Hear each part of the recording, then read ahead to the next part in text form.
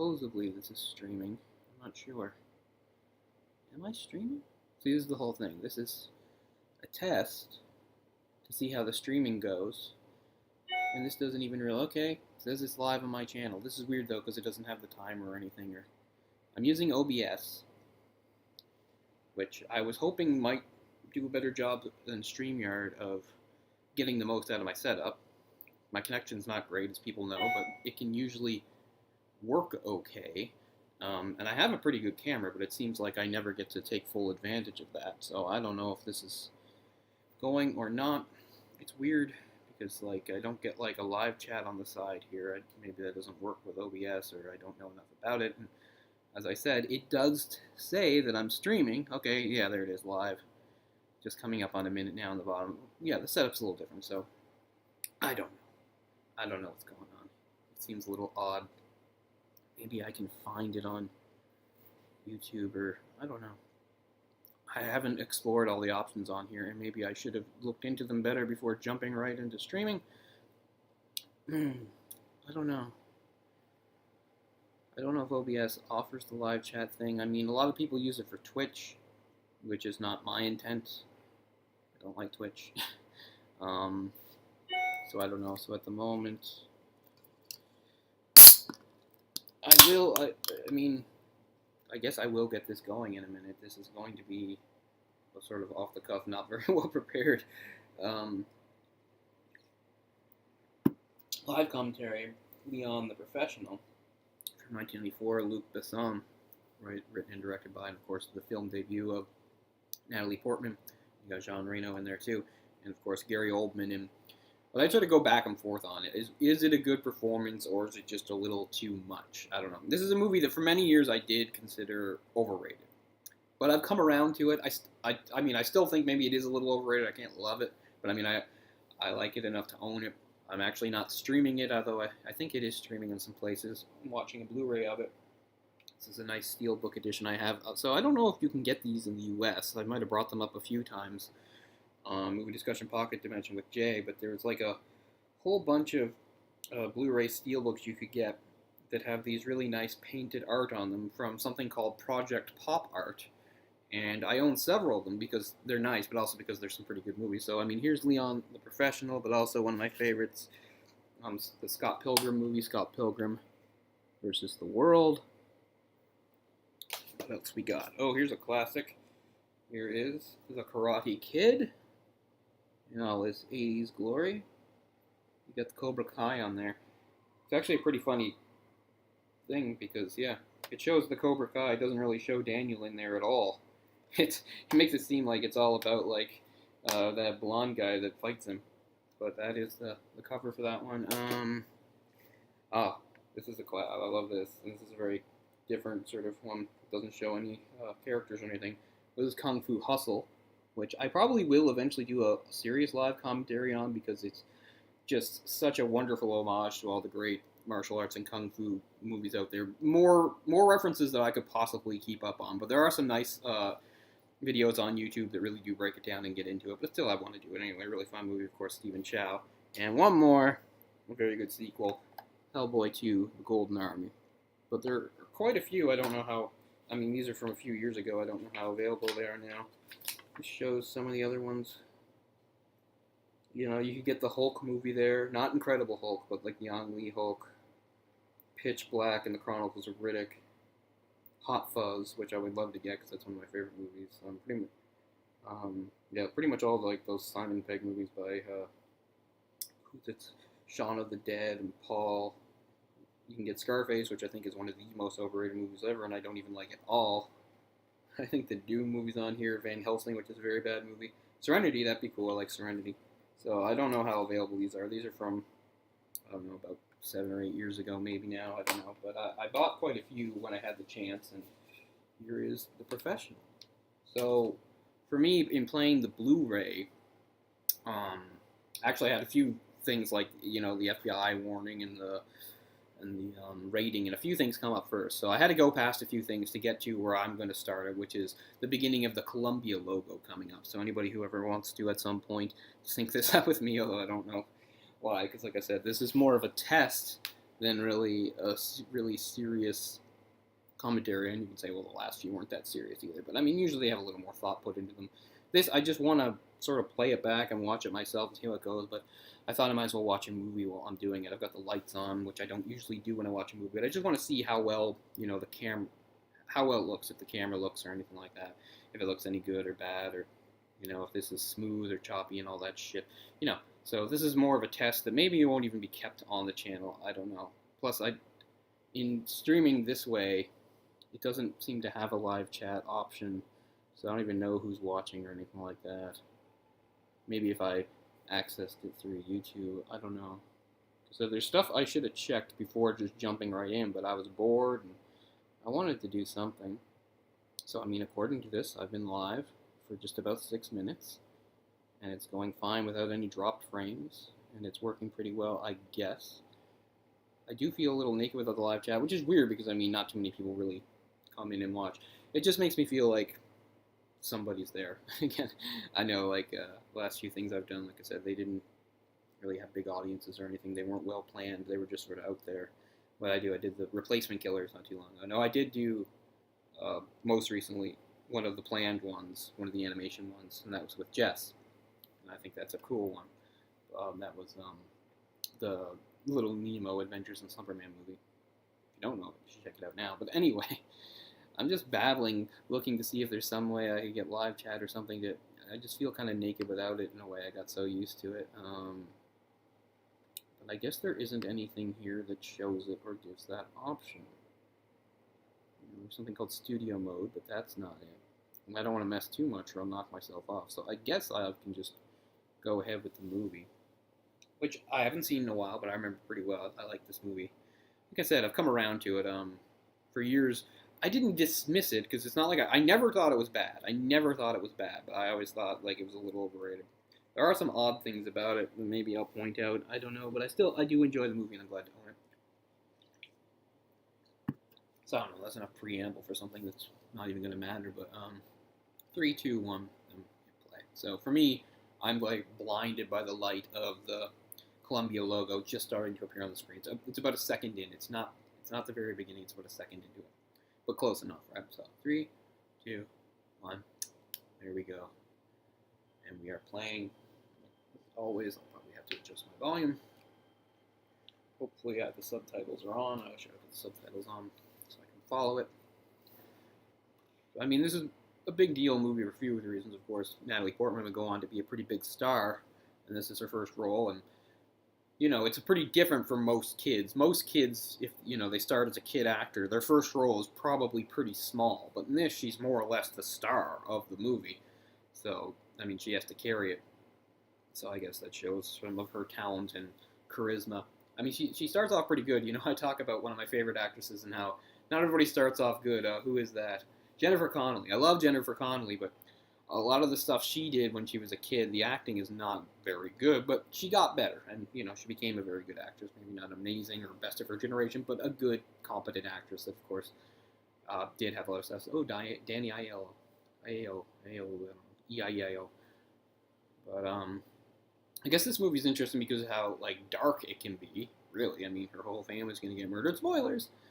And, we'll get into it, but we'll get there when we get there, I suppose. So, 1994, New York.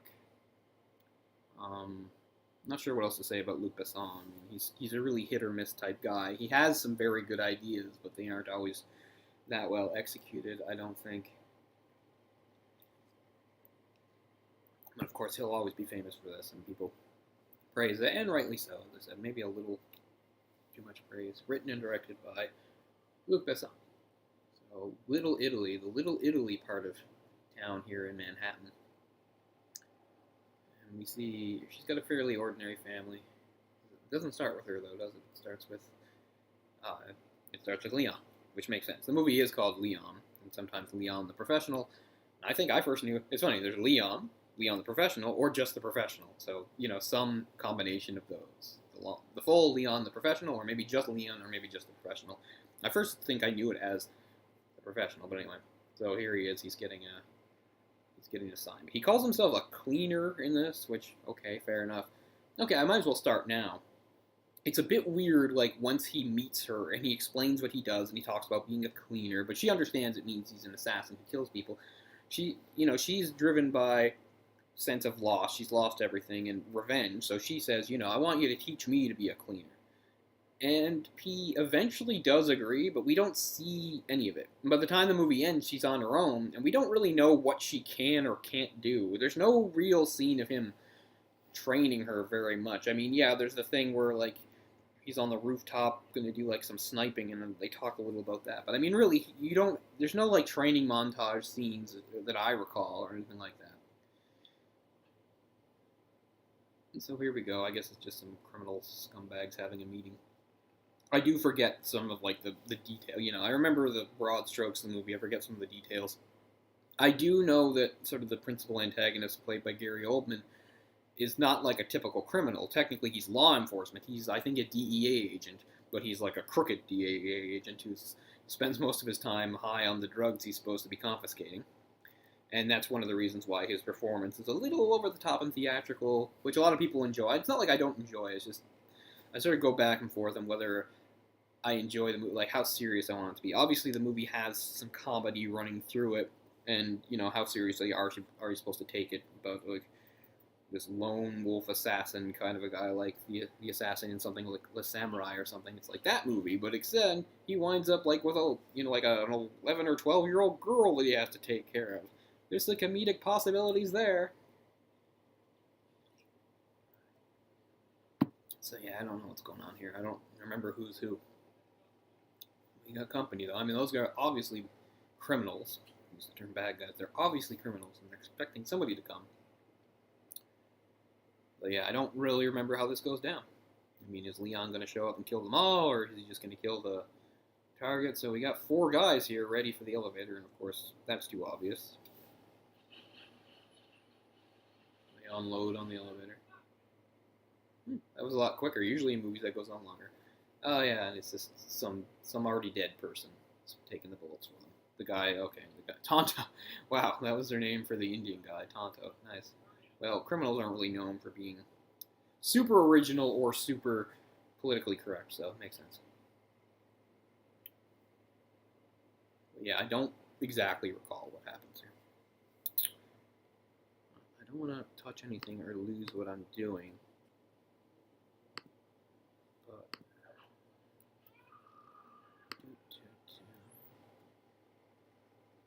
So this is broadcasting, because I'm not even sure. I'm so used to the stuff, when we used to do Google Hangouts, and then later, when I got into doing the more solo stuff, it was the StreamYard, which, I'm not using the good version of StreamYard, so it always had that annoying symbol on the side, and I was talking to Ryan the other day, and he recommended OBS, so I'm giving it a shot, but I do feel a little at sea here. So that's the main target, I guess. He's the boss, and he's with some woman. So none of the other guys have been killed. They've just been distracted by the... Oh, there's a kill, though. Pretty cool, too, because it's, like, not just coming in guns blazing. That guy's been killed silently with a noose. So one down. So it is pretty smart. He's taking them, he's isolating them and drawing them out. It's almost sort of like what Batman would do. Of course, Batman doesn't kill, but you know what I mean. Getting them to separate from each other, and now they've made the big mistake, is now most of them are outside, past the security shutters. So now they're cut off from the boss they're supposed to protect. No, I'm not actually going to do a blow-by-blow of everything, I promise. I'm just trying to remember this part, because I don't remember it well, because I haven't seen the movie in a few years, even though it is one I own. So also the other thing is, I do remember, the other thing about this is, and I guess probably in other releases too, is that there is an extended cut available. I am watching the theatrical cut just because. Obviously, I've watched the extended cut. As I said, it's been a while since I watched it. I don't remember what the differences are. Obviously, the difference is the extended cut has more stuff, but I don't remember what that stuff is. But maybe I'll watch it again sometime soon to see. But yeah. I don't know, I was really happy watching the Replacement Killers. Again, that movie is fairly mediocre. There's nothing to really make it special except for the fact that it's, of course, Chow Yun-fat. But as for the plot and the characters and even the action, there's nothing, really even above average about it. But just something about the whole thing pleases me. So I was really happy watching that movie again. It's too bad the only way I own it is in that weird, stupid two movies on one disc thing with some movie I'd never even heard of, the Kiefer Sutherland movie. So I mean, I'd like to get a proper Blu-ray of that. That of course wasn't even a Blu-ray, was it? It was a DVD. Maybe it was a Blu-ray. Yeah, I guess it was a Blu-ray. I was thinking the other day. I was at Walmart. And you know how they often have these collections, and there was a Walmart collection. It was 20 movies from the 80s and 90s, and they were pretty big, well-known movies. And it was 20 of them, and it was $20, so it comes down to $1 per movie. And they start somewhere in the 80s, and then the last one is from 1999, and it happens to be the Mel Gibson movie Payback, which I think is a super underrated movie and one of my favorite movies of the 90s. And I was like holding and thinking, like, some of these movies are okay and stuff like that. Some of them I actually really don't like. There was like, I think Basic Instinct was on there, for instance. I don't know, A League of Their Own might be on there. A lot of fairly prominent movies are on there. I know another. I know if Basic Instinct isn't just the one, but there's another one from '92 that I don't like. There's like a bunch from like around '92 that are really well-known '90s movies that I hate. One is Basic Instinct. I think it sucks. Another one that I think sucks is Scent of a Woman. Oh, I hate that movie. And to round it off, also 1992 is Indecent Proposal. All big, famous movies with big actors and stuff, maybe not considered great, but they're well-known. People know them. People have seen them. I hate all three. I think they were all on that set. One or both of the Wayne's Worlds are on there. But anyway, getting back to Payback, I was thinking, should I get this just to have Payback? Because, I was thinking, I haven't seen Payback in forever, and I'd like to own it. And it's not like I'm going to stumble across it, probably. I mean, I didn't buy it, ultimately, but maybe I should have. I mean, $20 for 20 movies, and most of them are at least pretty good. But, I don't know. Usually, if my idea of getting a collection is not like value, it's quality. I'm always a quality over quantity type person. Okay, so we got the big, thick 90s phone. We haven't missed too much. Léon has caught up to the target, but he hasn't killed him yet. He's held him at knife point. I thought the whole point was he's supposed to kill this guy. Maybe I missed that, because it seems like he's leaving him alive. This guy's like, oh, he really is gone. I can relax. And now dead? No? Okay, so I missed that. So the job was something else, I guess, because he killed some of his henchmen, but actually left the guy alive. So I talked through it. Don't know what's going on. I don't know what's going on. Yes. Leon's always pretty much looks the same in his, long, stupid long coat and his weird hat and the horn-rimmed sunglasses type, so he has a very distinctive look. I mean, one of the things that makes this movie good, of course, is the building that she lives in. Oh, that's the other thing. Here she is in her boots and her cigarette. So it reminds me a lot of I didn't see this at the age, otherwise I probably would have had a huge crush on her. I mean, like a lot of people, eventually would have a big crush on Natalie Portman. But I just mean, I didn't see this in 94 or whatever, but I just mean around the same, I remember a few years later, 97 or 98, we talked about this because Jay and I did a whole episode on it, the French movie City of Lost Children. And there's an actress in that who would have been about 10 or 11 at the time, who played the character Niette. I don't remember her name. She didn't really go on to do much. But she looked a lot like the way she looks here. And I remember watching that movie and thinking she was so pretty, which isn't too weird. I was only maybe 3 or 4 years old or something like that. I don't know. But I was a bit older when I saw this movie, but yeah. I'm sure there's probably even people that complain that she's sexualized in this movie. I mean, I don't.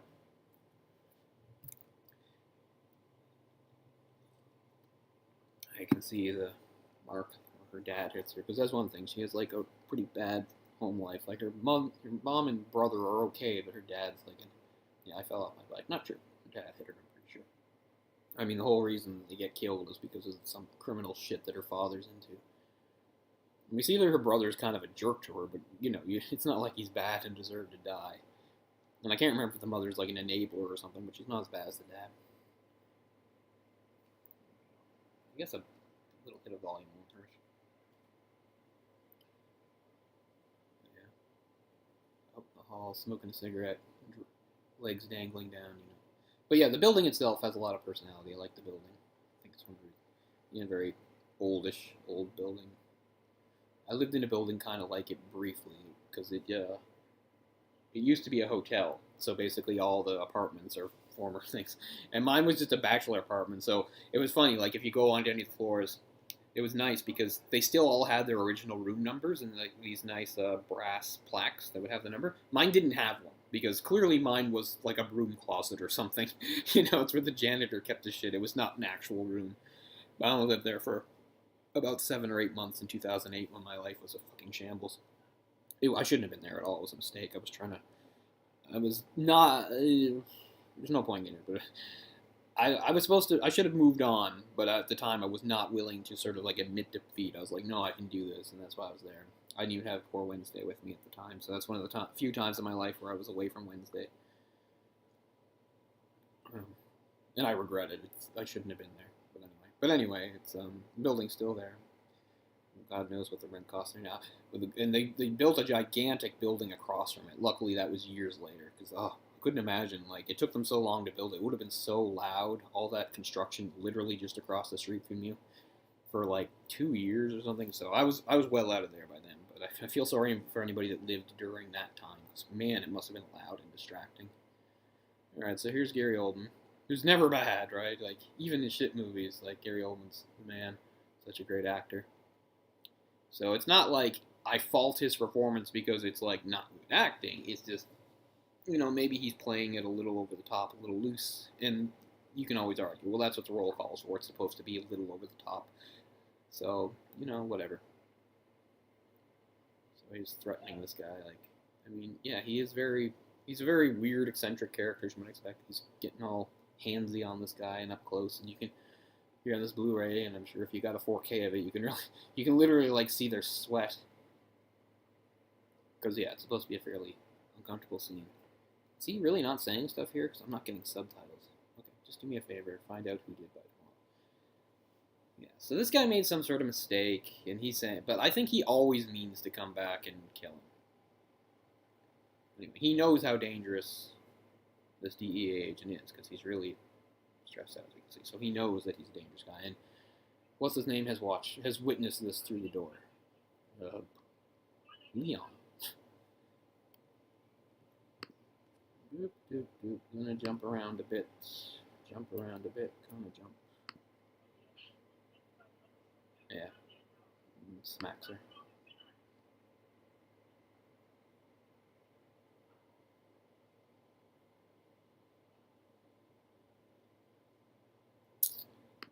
What do we got here? Mute this so that we don't have any distractions. I'm just checking something. It doesn't matter. All right, and there's his plant. So yeah, that's the other thing about Léon. That's his one thing is he's got a fucking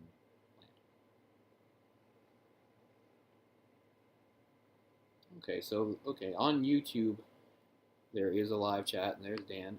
Thank you, Dan. Yeah, it's not like I disagree with its classic status. As I said, it's a movie that over the years I've really waffled on. I've always liked it. I've just sort of gone back and forth between how much I like it or how good I think it really is. It's definitely good. Definitely enjoy it. I'm glad to own it. I don't know. How does this look on YouTube? I don't know. I don't think it's going very well.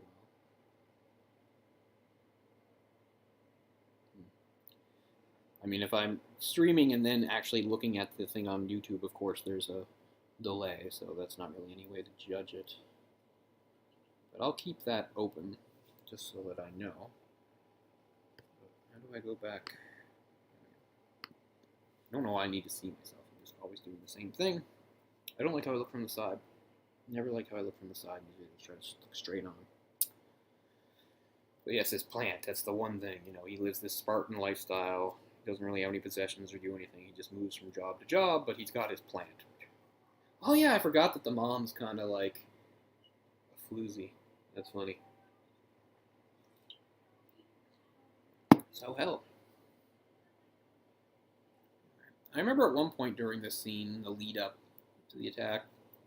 I think the brothers watching Transformers. It is true that like the original Transformers show was getting replayed around this time, because I remember they did that thing where they pretended like it was new, but it wasn't. It was just to coincide with the Generation 2 toys. It was just the same show again, which is fine because I was glad to see it. But you know, it had some stupid, annoying transitions. Plus, it had an intro with the really primitive sort of CGI stuff going on there. Ooh, what did you say?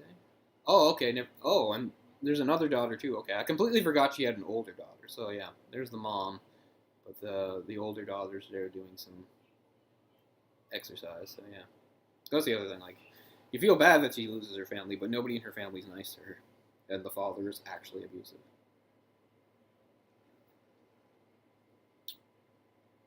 I think I went a little too far this time. Oh yeah, he's feeling her up in the bathroom. Well, get it in while you can, buddy, because you don't have a lot of time left to live. So.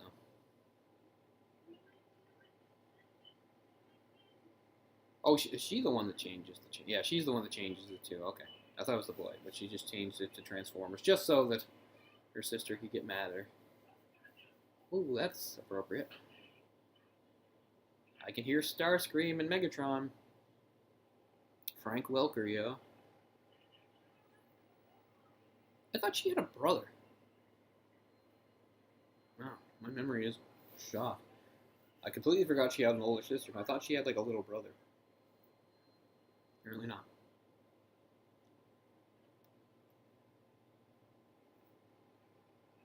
Marguerite McAllister, headmistress. Oh, yeah, what is this? Really? They're the Landos? Yeah.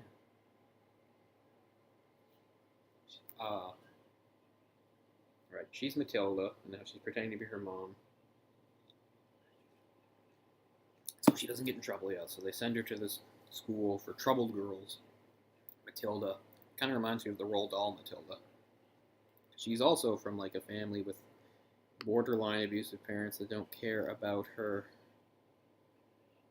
Of course, that Matilda developed telekinetic powers. This one does not, unfortunately. But she makes best friends with an assassin, so that's something. I don't think that would work, but it doesn't really matter. None of that's going to matter in a second. All the lies in the world don't matter in a moment. Yeah, so I can't remember why he's in the building. I think he's just laying low at the time. I think he's between jobs, and he just happens to be in the building when this happens, I think. As I said, there's a lot of the details of the plot that I kind of can't remember.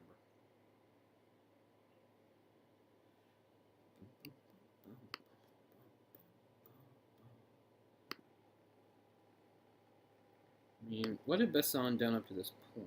I mean, he did like La Femme Nikita, of course, which is sort of his big thing. So let's look at his. Yeah, he did some stuff in the 80s, and the big thing was La Femme Nikita, which they made a show out of. And of course, he did The Fifth Element a few years after this, basically because he couldn't get the rights to Valerian. So he basically made a movie that just totally like used that look, and he got Mobius to do the concept art for it. Fifth Element, I think, is one of the movies I mentioned that's part of this series. Maybe. That's another movie that I really didn't like when it came out, but I've come to like more over the years, even though I still think it's a super flawed movie. There's things I like about it. But what else did you do, Luke? I mean, The Messenger, The Story of Jeanne d'Arc, that's good. Oh, he did the first Taken, okay. Yeah, so he's always had like a... And then, of course, yeah, eventually he is the one that did get the rights, and in 2017 did The Valerian and the City of a Thousand Planets, which I think is super underrated. I love that movie. I think it's great. I think it's a pretty good adaptation of the comics, the French comic series that debuted in the late 60s. You know, it predates Star Wars, and yet had a lot of similar concepts and things in it, you know. Not that anybody's ever said Star Wars is the most original thing. Everybody knows Star Wars is based on, you know, those serials, the sci-fi stuff like Flash Gordon, mixed in with a little samurai, you know. So it's not like anybody, even George Lucas himself wasn't saying it was the most original thing. But I'm just saying, if you look up some of the art from Valerian, which eventually got retitled Valerian and Loreline give them equal billing because she's just as important as him.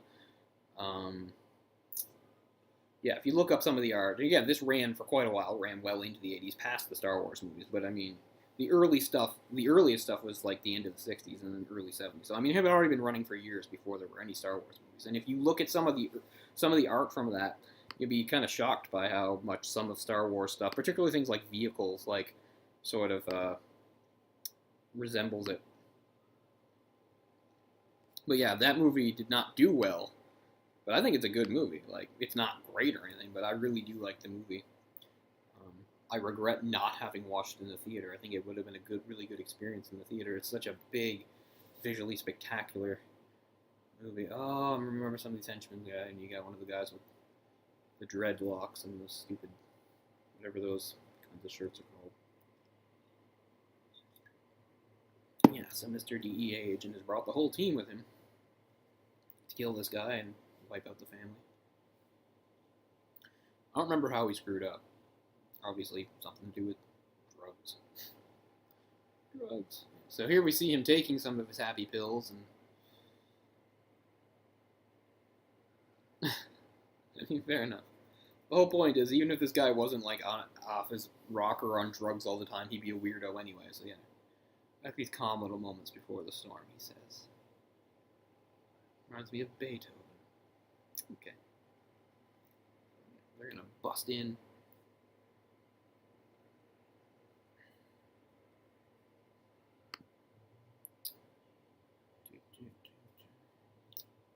So we are broadcasting all right, which is good.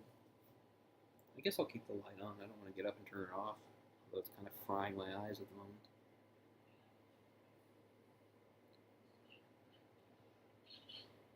Play you some Beethoven with some shotguns. I mean, you give him credit. By him, I mean, I'll have to look up his name, because he's hands-on. He might have these guys with him, but he's first through the door, and he, I believe, kills the wife right off. Yeah, so he's got 2 of the kills. Yeah, it's pretty shocking.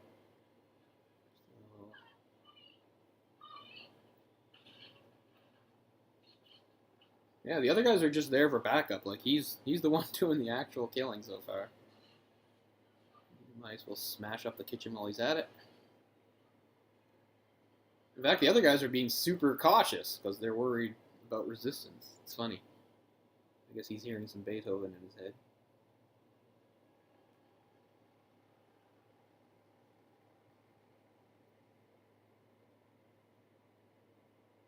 It's so weird that I couldn't remember that she had an older sister. And for some reason I thought she had a younger brother. But it was she who turned it to the Transformers. Yeah, see, I remembered like somebody was watching Transformers. But no, she just flipped the channel to piss her sister off. You don't like Beethoven, so I'll kill you, I guess. It was good enough as a reason as any.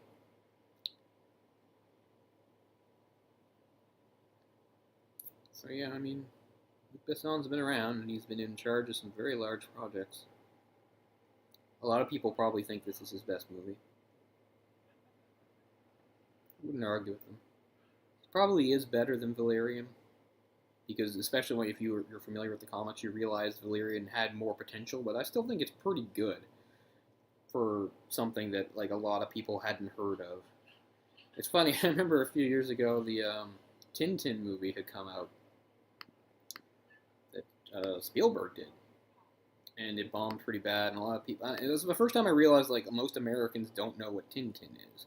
And really the only reason I knew it wasn't because I grew up reading the Belgian comic, the Bande Dessinée, as into comics as I am. It was because I think Cinar, the Canadian animation company, had done an animated series of it that aired on Family Channel in the early 90s that I used to watch. So that's why I knew who Tintin was. And I just thought that aired everywhere. But anyway, that's pretty good too. Daniel Craig's in there and some other. I'll have to watch that again. So that's like part of like one of the lesser or sort of flops of Spielberg. But it's pretty good. It's a pretty good adaptation. It sort of takes several different arcs and sort of molds them into one. And unlike something like Valerian, Tintin, the source material is not particularly deep Tintin's not a very complex character. The world he lives in is fairly simple too. They're just simple, straightforward sort of adventure stories written way back in the day. I've got a few collections of them. They're nice to have. Bande dessinée. But yeah, but they're both examples of European comics, which was really until like the last 6 or 7 years ago. You know, that was really my blind spot. You know, I knew the Western comics. I knew a lot of manga. Yeah, there is a little boy. Okay. Is this the first time we're seeing him? So this is the part that's, I guess, really tragic. We actually finally get a bit of a fight because the father does get a gun out. The little boy goes running. So yeah, I knew I thought there was a little boy. Because yeah, I remember like she's mistreated by her family, but she really did love her brother, and his death is especially tragic.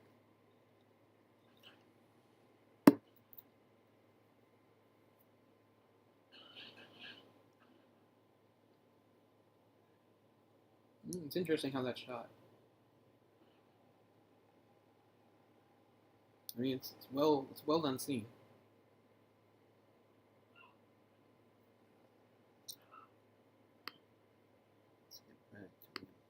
Let me try to fill in some of the blanks here. So it's like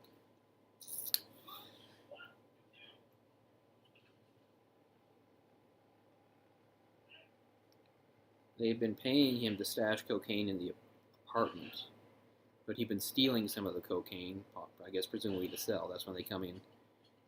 And the DEA agent, played by Gary Oldman, is Norman Stansfield. Okay, Stansfield. Right. And the only reason she lives is because she's been out for the groceries. I couldn't remember that either. As we even tell him to calm down. I'm calm.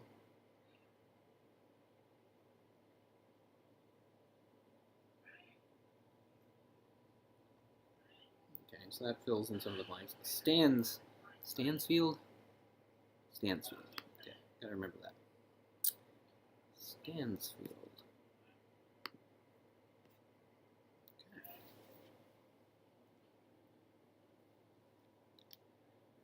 So we're just coming up on 30 minutes. We're about 29, 30 something, 36, 37, in case anybody is curious. So they did get shot at by the father, but they all made it. Old woman. DEA, police.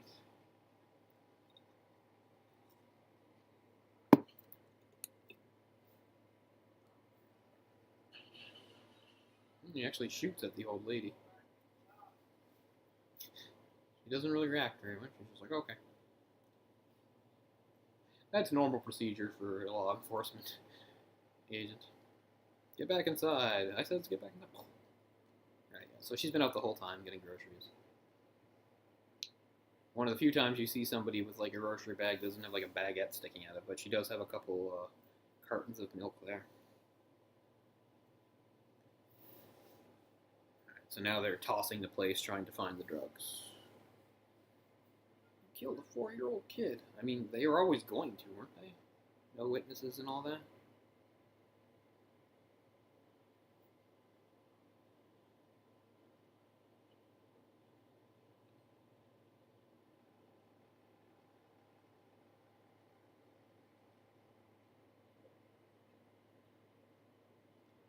Ah, so she smartly goes to his apartment.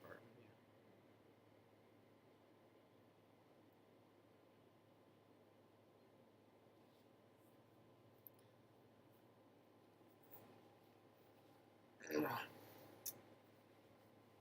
Back? No, I never feel like I don't like the view. I always have to sit on the edge of the chair. This nice couch, and I'm sitting on the edge of it.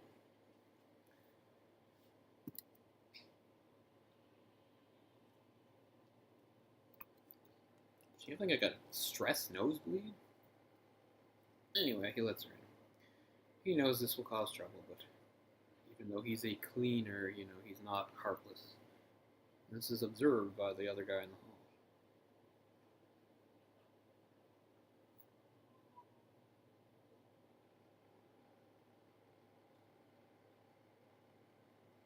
This is where they realize there's one more kid that they missed.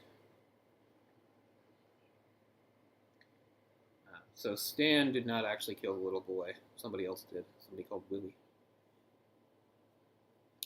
Although Stan most likely would have if he had the opportunity. I assume that's Stansfield, who they refer to as Stan.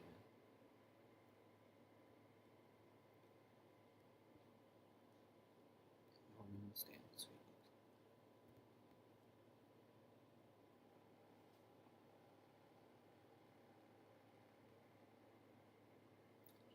Will Oneblood. Willie Oneblood. That's a good name. It's a real name. First Stansfield name. Rotten Tomatoes score 73%. I actually thought it would have been higher because I always remembered like people rating this movie really high. Not that I give a shit about stuff like Rotten Tomatoes or anything. I just expected it to be higher. Roger Ebert was not particularly impressed. 2.5 out of stars out of 4. Always the back of my mind was the troubled thought there was something wrong about placing a 12-year-old character in the middle of the... No. Okay, see, sometimes that was the thing. Like, there are a lot of things I agree with Ebert over, and there are a lot of things I disagree with him. And here's one of the big ones, like his moralizing like that. Like, there's something wrong with the movie that, you know, a 12-year-old girl is in this situation. I mean, no. That's the point of the fucking movie. So, yeah, sometimes he could get a little grating. He'd be on his high horse about stuff like that. Just like how he would just, like, you know, criticize slashers in the 80s and things like that. I mean, he wasn't wrong about maybe them being derivative or formulaic or unoriginal, but, like, to go on about them, like, being immoral or something, it's pretty silly. I mean, you know, I'm against violence, but I enjoy violent movies.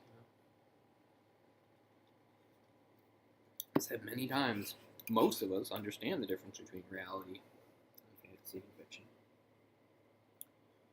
I said when I did a John Woo movie on here, I did my favorite John Woo movie. I did you think I can remember his name? Hard Boiled. Hard Boiled is one of my favorite movies ever, but you know, it doesn't make me interested in guns or want to own guns or shoot guns or anything like that. I'm happy to watch it in a movie or in a video game. And that doesn't mean anybody that has like an interest in firing a gun at a range or anything is anything bad. But you know what I mean? The wanton violence of that movie, and of course, in society, particularly in America, there is tons of gun violence. But there's a lot of reasons for that. But I mean, I think it's pretty lazy to slap movies as the main thing. I mean, yeah, there's definitely a culture there, and I guess movies could contribute to it a little, but I don't think that much. Anyway, what are we getting going here? So yeah, I don't particularly appreciate the reviews that Ebert gives, even with sometimes I agree with him. Maybe if, like I don't like the movie either. I didn't really like it when Ebert would do his thing where he'd get on his high horse and moralize. So I actually let's finish the quote. Always at the back of my mind was the troubled thought that there was something wrong about placing a 12-year-old character in the middle of this action. In what is essentially an exercise, a slick urban thriller, it seems to exploit the youth of the girl without really dealing with it. So I don't know, I think it deals with it. I mean, how much is it supposed to deal with it? You're saying you're exploiting her youth. I mean, maybe? Because, yeah, I get it. To have your family killed is bad. That's like one of the worst things. But it's even worse if you're a kid. I mean, yes. But I don't know. I don't think that makes it particularly exploitative. I said, the movie walks a weird line because it is very violent and dark and serious in places, and yet, you know, like in a scene like this, it does have some moments of humor. But to me, that makes it kind of realistic. I mean, again, the movie's not realistic, but something you can relate to. That even when horrible, dark things are happening in the real world, you know, there are still moments of levity, lightness, humor. And for some people, it's a very real way of dealing with things. As I said, right here, she's basically sort of blank, like she can't react. She's just got like a blank face going on here because she's in shock, as one would be. So actually pretty good acting from Natalie Portman. I wonder how she got the role. I wonder if like a ton of kids are up for it or what. You know, it's not the same thing as like something like Harry Potter, where it's a known character, so it's like open auditions for anybody that is, you know, anybody that's like a brown-haired kid that can put some glasses on and remotely, you know, resembles Harry Potter. Go, you know, they get Daniel Radcliffe after like hundreds or whatever. You know, this isn't like that. This is a completely original movie.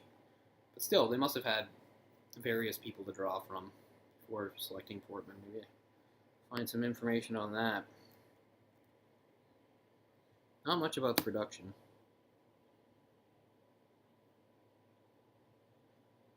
To some extent, expansion on an idea in Besson's earlier film, La Femme Nikita, where he plays a similar character. Now maybe Jean is playing an American version of Victor, cousin of Victor. This time he's more human. Yeah. It's been even longer since I've seen La Femme Nikita. I always thought it was weird for somebody from France to make that mistake, to think that Nikita was a woman's name. Nikita is not a woman's name, it's a man's name. I mean, there's some pretty famous Russians that have that name. I mean, of course, I think of Nikita Kucherov, hockey player, but I mean, way before that, others. Kucherov's not somebody that would come up in 1990, but I mean, he wasn't the first to make the mistake. Also, Elton John and or Bernie Taupin also made the mistake, and they're European, they're British, because they had that song Nikita. Now, you could say, well, it always makes sense because Elton John's gay, so he could be singing, as himself, singing to a man named Nikita. But, of course, there's a music video for it, and the music video makes it very clear, these characters, there is a woman, and her name is Nikita. Something like, what is it? It's like Soviet border guards or something? I haven't seen that in so long. I think the last time I saw it was a pop-up video for it. Anyway, this is YouTube, so obviously I could find whatever I wanted. So I'll have to look up the video for the Nikita song, but I just mean, yeah. I guess I get it. Nikita sounds feminine, but things are different in different languages, right? So, yeah. Anyway, speaking of which, so there was a Hong Kong unauthorized remake. It was unauthorized, so they couldn't use the name of Nikita. So they made their own called Black Cat, and it's awesome. And that might be one of the next movies I'd buy, because I've been getting stuff from 88 Films and things.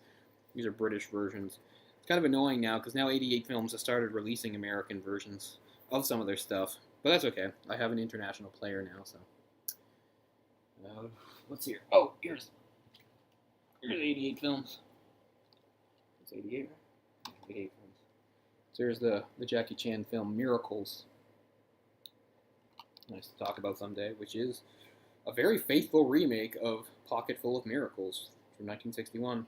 Except, of course, it's in Hong Kong and it has fight scenes. But as far as the story itself goes and the characters, it follows it quite closely. I was really surprised when I finally saw it. It's an interesting movie, not just because, Jackie had directed his own movies for a while, but this was the one that he directed that really was different. It had a lot of style to it. It was more of like an auteur type movie. Even the camera work is very sophisticated, and it shows sort of a crossroads in his life, because he had the chops to be a more serious director, and instead, I don't think he would direct too many more movies after that, and he just concentrated on, what he does best and moved away from it. But I think it was proof that Jackie could have been a very good director, and even doing movies that weren't necessarily 100% focused on action. Because there's plenty of stuff in Miracles that isn't action. Of course, he does his usual thing, wonderfully acted and choreographed action scenes, fight scenes, but also there's a lot of stuff that he's recreating from the original movie, done very well and very artistically. So it's kind of like a what could have been type moment. And what happened. He went back to sort of lower budgets, which worked out fine because he could do more with it. But Miracles, I think, had a pretty substantial budget, and it shows. There's a lot of quality there. So that's the first 88 Films release I own. But I'd like to get Black Cat. They just recently did a big collector's edition of it that I think would be pretty cool to own. And then, as I said, it's more or less an unauthorized remake of La Femme Nikita with some differences here and there. But here she is. She's talking about how she wants to be a cleaner. So he's like, "We're going to do it. Start cleaning." So he's like, "Here, you can have your own gun, but I work alone." Do you think Thelma and Louise were the best? I get it. She's a kid. They didn't work alone. They were the best. The best what? They weren't assassins. And they were also fictional. But this is where she has her. It's like, you saved my life, so now you're responsible for it. You must have saved it for a good reason. Yeah, she does pretty good logic here. You throw me out now, it's like you let me die in front of the door. She has a pretty good mindfuck on him, or guilt trip, or whatever you want to call it.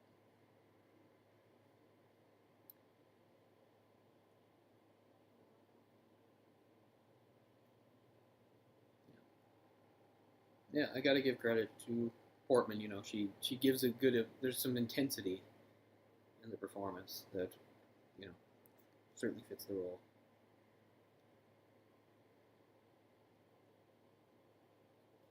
He's saying, he's saying sort of what you expect him to say.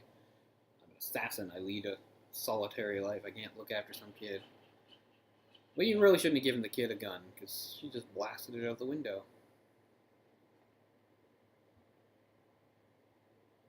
Good thing you're in New York, or somebody might call the cops. I mean, literally, there's no scene of any sort of consequences for her firing a bunch of rounds out a window. So yeah, this is where the movie changes a bit for me, because I think you expect it to be something, at least for me, it played with my expectations. I thought there would be more him actually showing her how to do the job, but it's not really like that. I don't know what it's like, because I forget stuff. But he does tell her, okay, there are consequences. They have to leave the building. Yeah, so I'm saying it's not, there's not consequences. So yeah, they flee the building right away. So yeah, they have to go live somewhere else. I should have remembered that. See? I should remember that they do not just stay down the hall from where her family died. They actually move to a different place. Hotel National.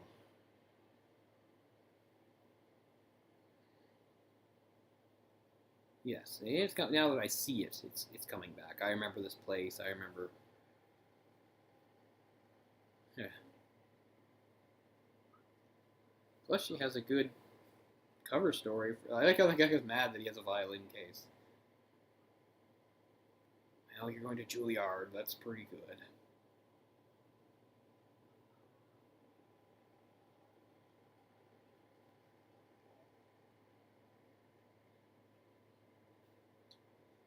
I mean, I don't think hotels have to, inquire, like, this is your daughter for sure, right? You're not some random weirdo checking into a place with a child.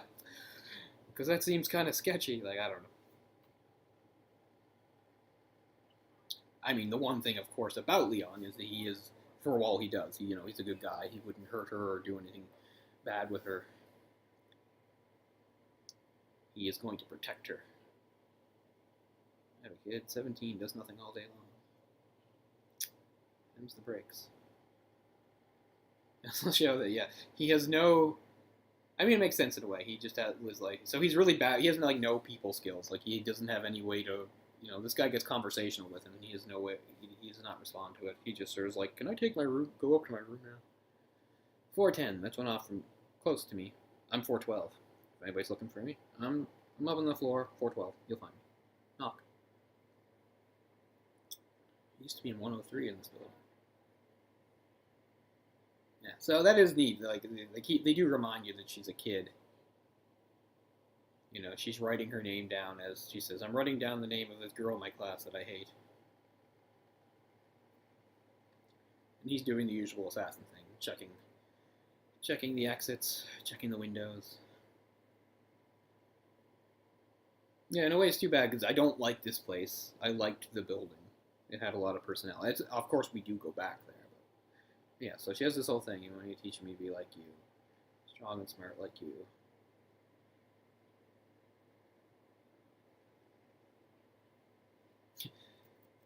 Again, she's pretty good at, like, outmaneuvering him. Like, he's supposed to be, a not very clever or intelligent man. Like, he's not supposed to be a dumbass, but she's already kind of smarter than him. She knows how to manipulate him. She's talking circles around him. She's saying, I could do the theory,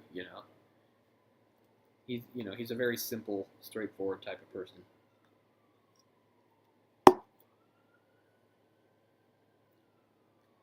So that is the dichotomy here. The back and forth. He's the world-weary adult, and he's the furthest thing from innocent, considering what he does. She's the innocent child, but she's also very clever and smarter than him in a way. Does he always drink milk? Is that his thing? I don't know. I'm gonna take another job. This is the guy he meets to get jobs. Yeah, I guess so.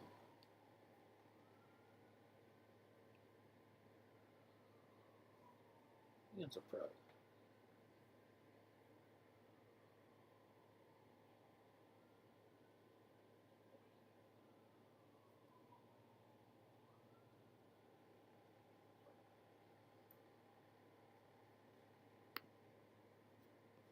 wonder how loud that fan is. I can't turn it off or I'll die. No air conditioning here.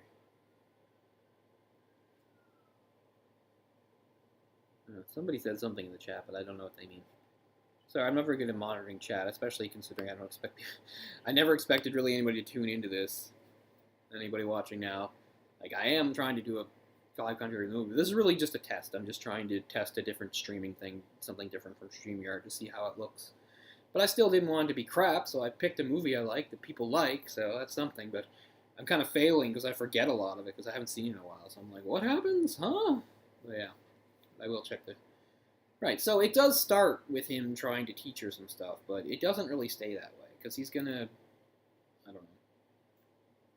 Yeah, the closer you get to being a pro, the closer you can get to the client. So that's his idea. The idea is the knife, for example, is the last thing you learn. So his idea is start at a distance. So he's showing her like a sniper rifle with a scope. So that there's a certain logic to that. I don't know. I'm not an assassin. I'm not in the military. So I'll buy it.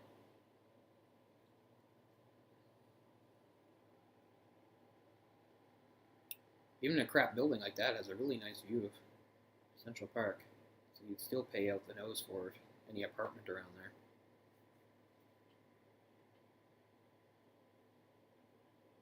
Yeah, reflects light. Smart, yeah. Very true. When you play stuff like Metal Gear Solid games, you look for that flash of light off the rifle scope to find your enemies. Other games too. Fair point. Yeah, so I remember this. They're just going, like, it's not, like, loaded, I don't think. So, yeah. So she's going to aim at the rifle. He's going to watch with binoculars. And they're just going to look at potential targets. I mean, that guy would be a target. Oh! Look, it's, that's not really. I was going to say it's Jay Leno. Jay Leno's here with his entourage. In his weird orange tracksuit or whatever. Yeah, and he also has the no women, no kids rule, which puts him above quite a few assassins we see in various movies. Oh, don't fall, don't fall. Bunch of crap here. There we go. Actually, it's the movies I showed before. Oh, they found Jay Leno. That's how I'd like to jog. I'd like to surround myself with people who are in much better shape than me and go jogging. That would motivate me, maybe. I haven't run in a few weeks now. And then we got this heat wave last week. We've kind of come out of it. It was like no running during that, not even at night. So it'll be a while before I run again. And I can think of every excuse in the book not to do it, which is not good because you need consistency, right? You can't get in shape and get your cardio back if you only run every once in a while. So I gotta get some consistency. I don't know, maybe next week. I gave her, what is the deal here? Obviously she can't really shoot him. Why do they think he was shot? Oh, she actually did hit him with something. Okay. Yeah. I forgot that she actually shot something. That doesn't seem like a smart idea, but whatever. She's like, I did it once. Can we have real bullets now? Can I move on to killing random people? Okay, so I mean, he is showing her some things, but mostly she's like his assistant, which makes sense. She is, after all, like a 12-year-old girl.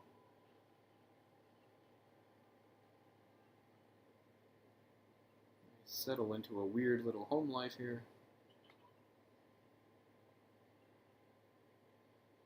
So yeah, with the normal domestic stuff, we can throw in cleaning and maintaining guns, which is pretty important. I don't know a lot of guns, but I know that much is true. You know, if you have guns, it's important to keep them clean, and you often have to take them apart to clean them properly.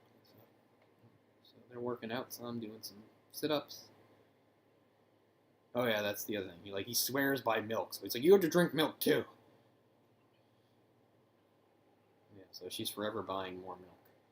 It's in the red carton, which is like the white milk I buy. It's in red carton because I buy whole milk.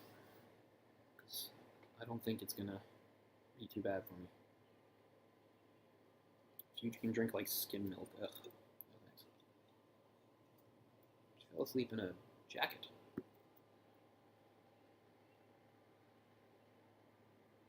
And there's like the same exercise thing her slutty sister was watching.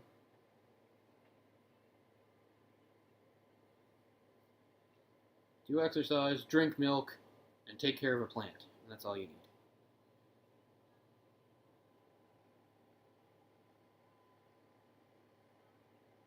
She's trying to get it. Is he illiterate?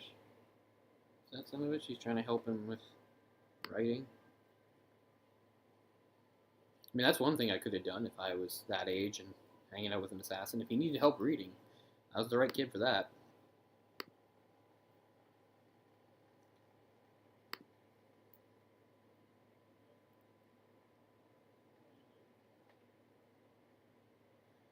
Yeah, it's really only her brother's death that she feels like she didn't even love her sister and mother. Like, I get her not really loving the dad, but I don't know. Kids are weird at that age. Yeah, so yeah, she is teaching him how to read.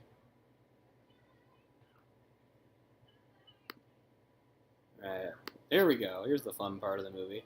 She's doing her Madonna impersonation, which is pretty shocking to somebody like him, especially. Like, he's like, who is it? Yeah, this is the thing where, like, yeah, the illiterate assassin who's not very smart does not know much about pop culture, so you can do all your... I wonder if this was, like, part of the audition. It's like, okay, for this movie, you're going to do this scene where you do a bunch of, like, celebrity impressions. Can you do that? And, of course, she's picking fairly, overtly sexual ones. Madonna and, of course, that's Marilyn Monroe. But there's a funny one, Charlie Chaplin. It's all enough to really weird him out.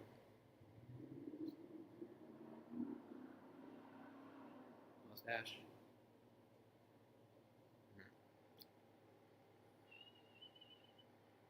Singing in the Kitten Rain, that's Gene Kelly.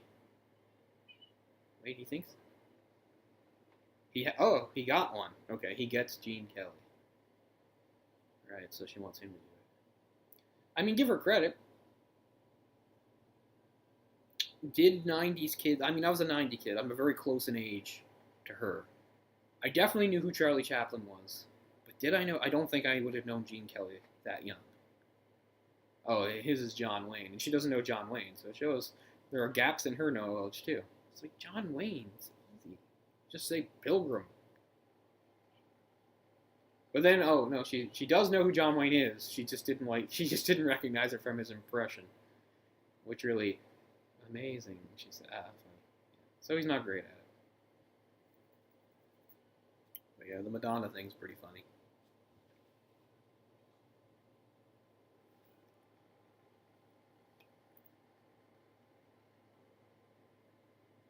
We'll talk about the plant. I think there is some truth to this.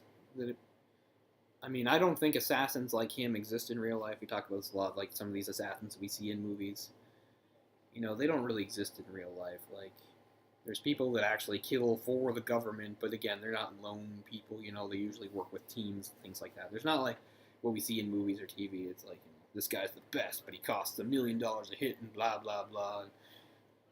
And most of, like, the, hitmen that kill people are just random criminals that are just willing to do it. It doesn't mean they have any special skills at it. In fact, most of them get caught. In fact, a lot of them get caught because they get squealed on. Or even sometimes somebody, some non-criminal or something, like, I need to find a criminal to kill my wife or something, and they'll hire a guy, and the guy will immediately go to the cops and tell them, this guy offered me 10 grand to kill his wife. Yeah. But my point was, I feel like if these kinds of assassins did exist in real life, something like having that philosophy of, like, not having any attachments or anything like that, but having that plant to take care of. I feel like that does fit. I think that makes a certain amount of sense. It does give him something to focus on and care about. It does need him, but it's not too demanding or needy like a person or a pet would be.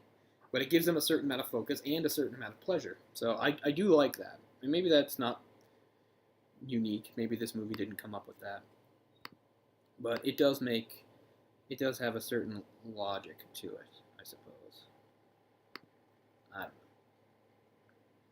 So, the last little bit was, their bond sort of forming. So what do we get now? He's talking to his guy. Again, is he trying to get a job? Oh, you met a woman.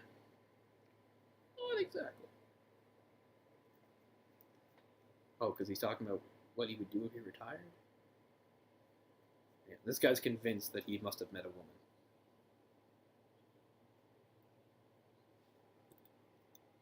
This has been empty for some time. I keep willing something to be in it.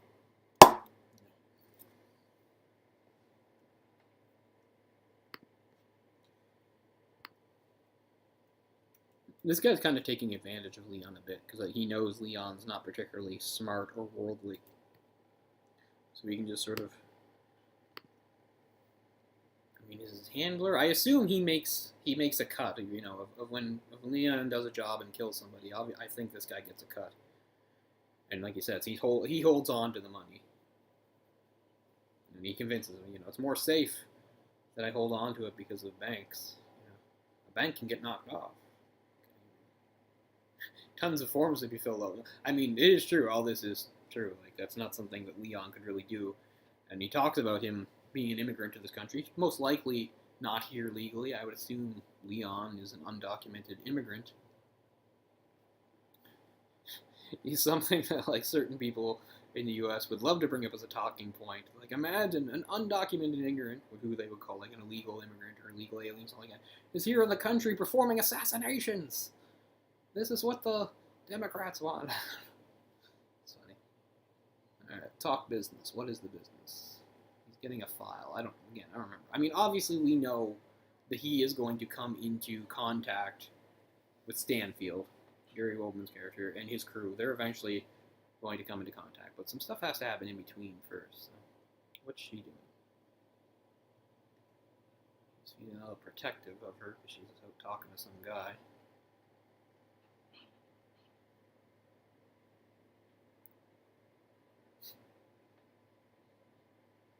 Talk to people, ever. Can't speak to any guy off the street.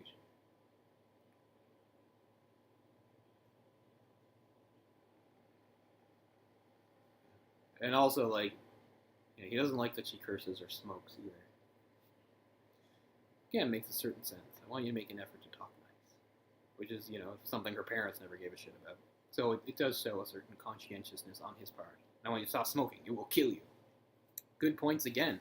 Leon might not be the smart one, but that doesn't mean he doesn't have any good common sense. Stay away from him. He looks like a weirdo. I was like, I think you're really the weirdo in this situation. Again, you're not a dangerous weirdo to her personally, but I bet of you and that guy that you admonished her for talking to, you're probably the weirdo, Leon. That guy's probably just some guy, but I get it. Young girl.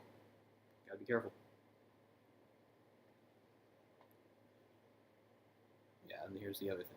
She talks about how she thinks she's falling in love with him, and he's like, spit take with the milk.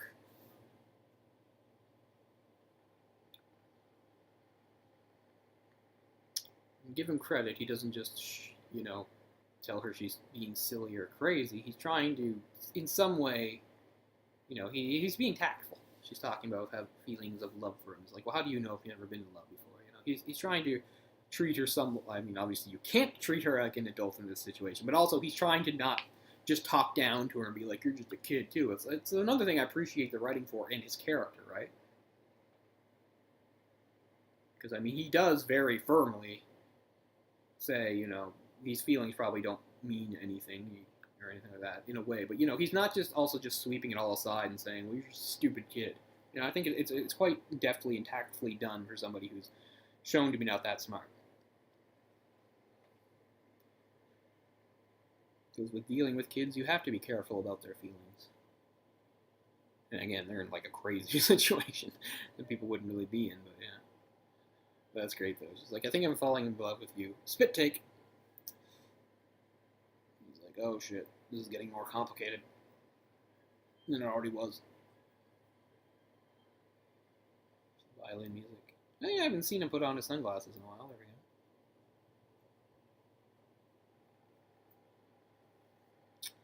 What's going to happen? What is the next thing that occurs?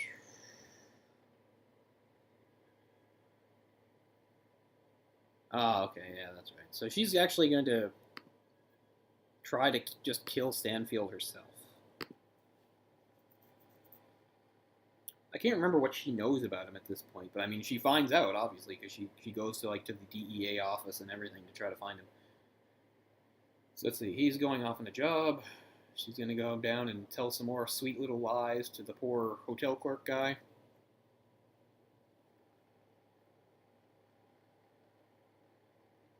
You're going to Juilliard, no complaints. I'm so impressed. You get it. She's a practiced liar. She's been doing this well before her current situation. I feel like I can put the volume up even further. It's really not hearing much. It is a little bit different with a Blu-ray. Like if I was streaming this, it feels like I had to put it way down because it's so loud. But whenever I play a Blu-ray, I always have to turn it way the hell up just to hear it. So this is a lot louder. I would normally have it streaming. Right, now she's like, I'm gonna fuck with this guy. He's my lover. And then immediately says, you gotta be careful. Talk like that, he might call the cops. You can't screw around with talk like that. Alright, so what is she doing? Coming to the point where she's going back to her apartment.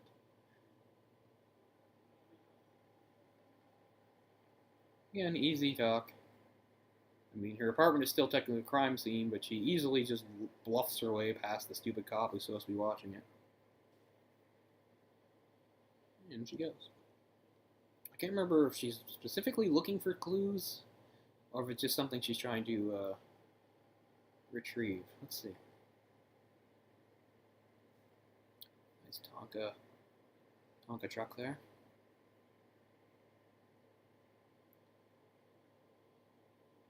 Is that Bunny hers or her brother's? Seems genuinely glad to have the bunny. That's nice. Sometimes you get a character like this, and she's like, I don't care, and cuts its head off or something like that. I'll tell you now, I'm a more sentimental person than I'd like to admit. I have a little stuffed tiger that I got when I was 6 years old named Tamba. And he's still here with me. He lives with me. He's over there. And if somebody said they'd give me like $1 million to take a knife and cut his head off, I wouldn't fucking do it. I wouldn't. You know, I just couldn't.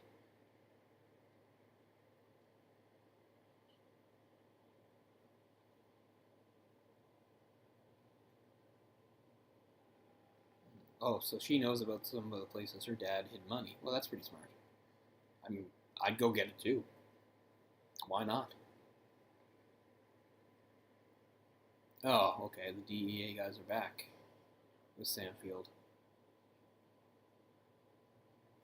Stanfield, right? I've said his name 100 times and I keep forgetting. Stans with an S. Stansfield. Stansfield.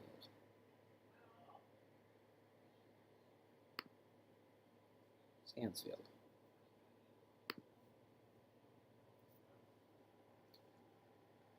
Right, so this is where he's going to lie to the other DEA guys.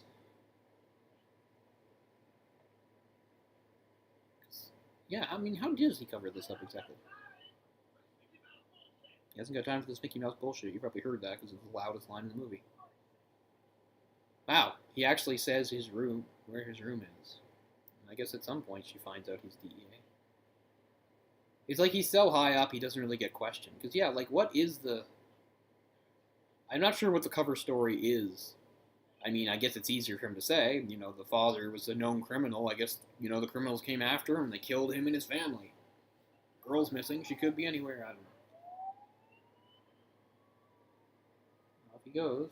Oh, okay, she's going to get a cab to follow him. Okay. Pieces coming back together.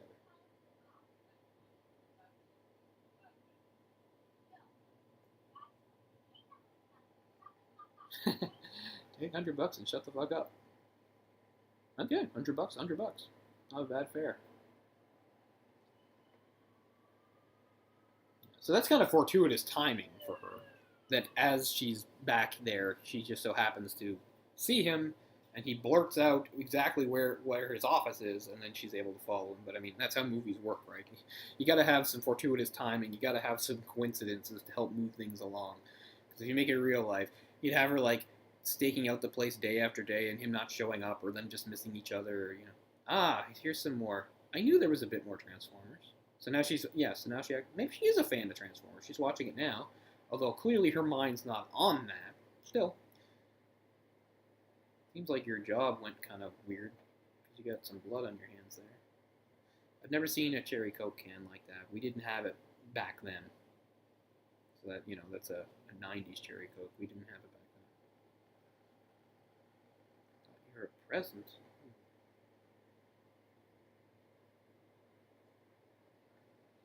She's being kind of distant with him.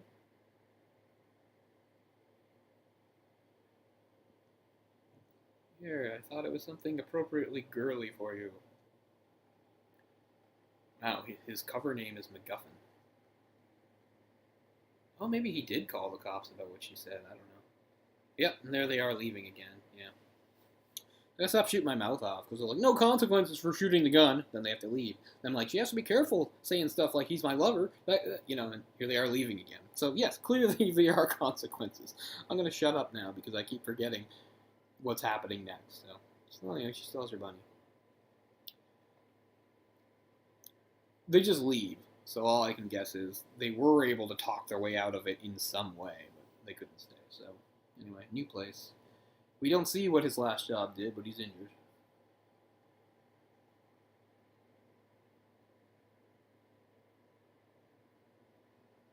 And this hotel room looks a lot like the last one. Same old aesthetic. Stitching himself up. Oh, hazards of the job. You gotta know how to do that.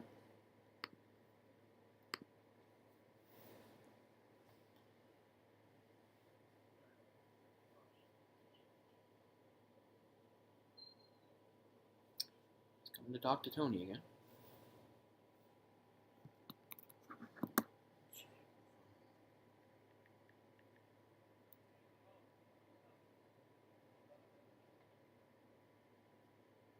All's well. Don't mess with the camera, please.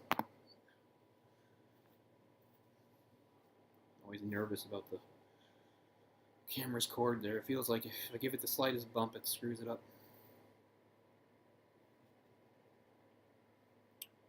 What are we going to talk about today, Tony?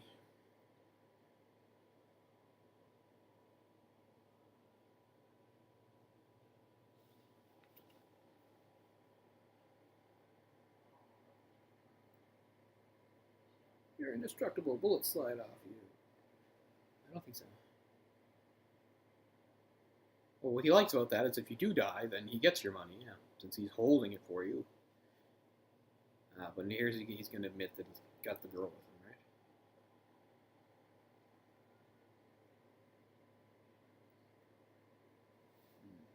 So is it good to tell Tony about this? I can't remember how trustworthy a guy Tony is. Because, I mean, yeah, Tony helps him out and stuff, but sometimes you wonder, does Tony just like him because he can make money off him? I can't recall. Because now he's telling her about Matilda and saying, something happens to her, give her my money. I don't think Tony likes that, because Tony always thought, hey, if something happens to you, I get your money. But, of course, he says, of course, yeah, you got on me. But can you? I don't know. She's getting ready for her little solo mission. She even got her own sunglasses.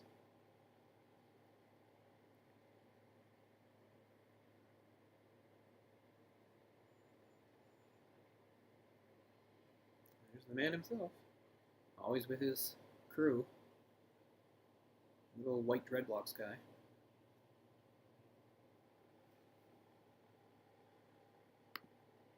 I don't remember the names.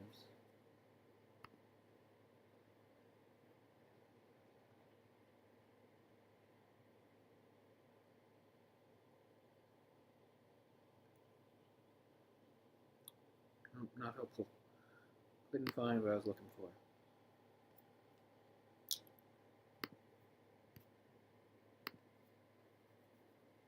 Obviously a high security building. And that bag is full of guns, isn't it? She's saying she's like a delivery girl? Special delivery, room 4602. Yeah, sure, okay, random kid with a bag. That seems completely above order.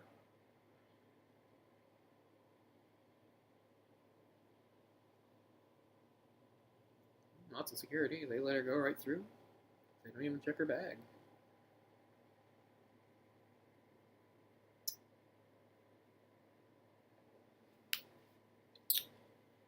Men's room. She has a fairly elaborate plan. You give her credit, you think a kid wouldn't.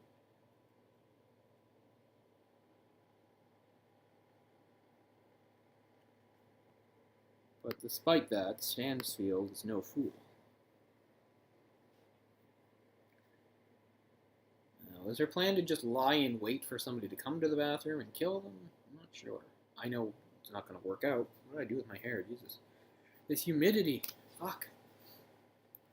It's a good thing at least I got it cut.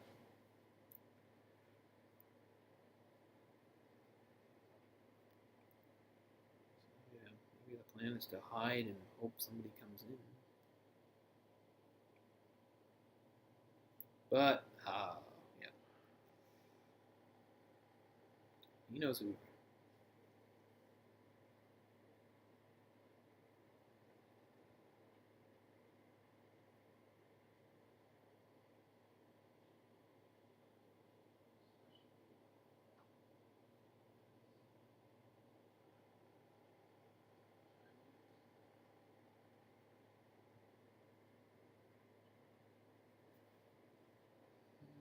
Maybe Ty. It's like this calls for one of my special pills right now.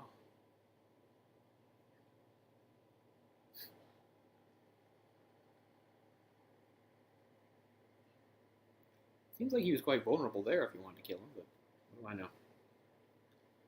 He had his back to you, he was taking his pill and reacting.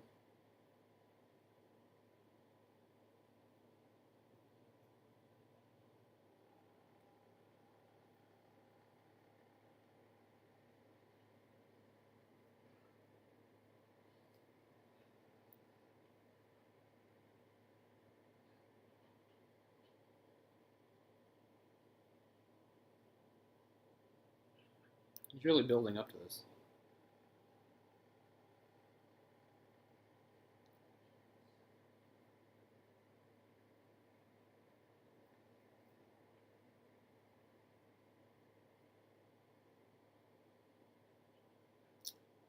I mean, only now does he have his gun out.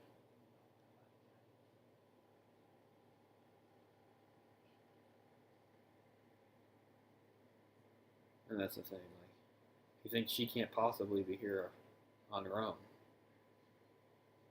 So he has not made the connection that she's the missing girl from the family, but now she's admitting she's here for a personal reason.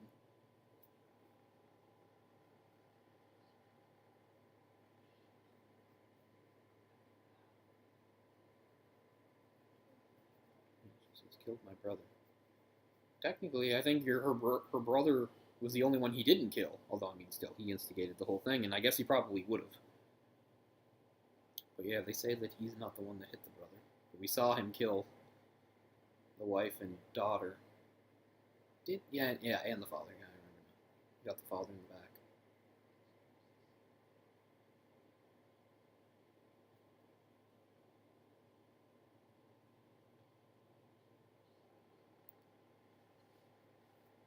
It was a fairly intense scene. I mean, and he's a hell of an actor. So I mean, a really interesting thing, an experience for a first-time kid actor, young Natalie Portman doing a scene like this. You figure there's probably a lot you can learn from a pro like Gary Oldman. There's not much he hasn't done. I mean, 94, he's still a lot of stuff ahead of him, but still, he's already a really good established actor. More people need to see him in Rosencrantz and Guildenstern Undead, because it's him and Tim Roth in the title roles, and it's just such a treat to see those two like play off each other through a whole movie because they're both such excellent actors. Plus, it's a good play. It's a smart, well written thing, Tom Stoppard, but they're just magic together. Looking for you, and you're pointing a gun at a girl in the bathroom. Malky's dead? Not Malky. What happened to Malky? The Chinaman. Get a little flashback. Ah, we actually finally get to see Leon working a little. Ah, Leon's... Is this the job he got hurt on, maybe? Leon came in, shot the Chinaman and his man. Yeah, well, no kid, so I kill you. Yeah, so Malky was there in his capacity as a crooked DEA guy, but killed him.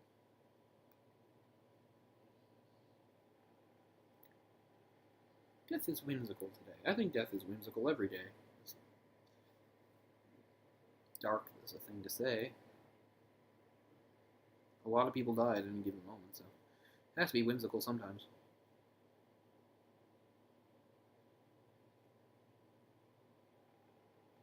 He's really thinking hard about whether or not it would be okay for him to shoot this young girl in the bathroom. He seems to be able to get away with most of what he does. But even he's sort of realizing it would not look good. Dreadlocks there seems to think it would be a better idea to chill out.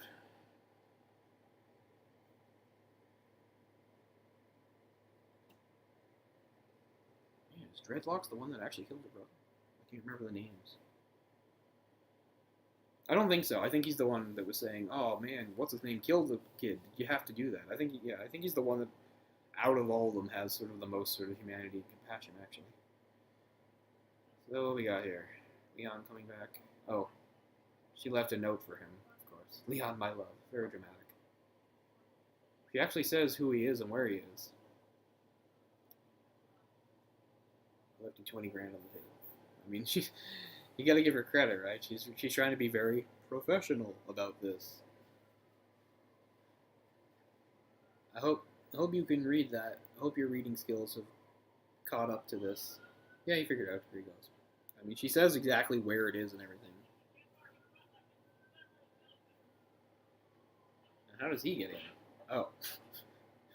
He just punches one security guard. And, yeah. Security's really lax around here.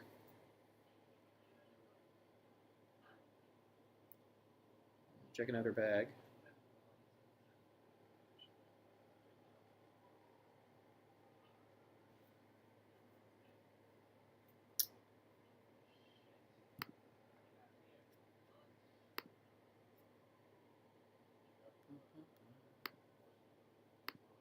So we're at about, let's see, just past an hour and 20 minutes into this movie. There's still about 20 minutes to go, give or take, maybe 25. I've just gotten to 1:20, 33, 34, etc. He was wondering timestamp.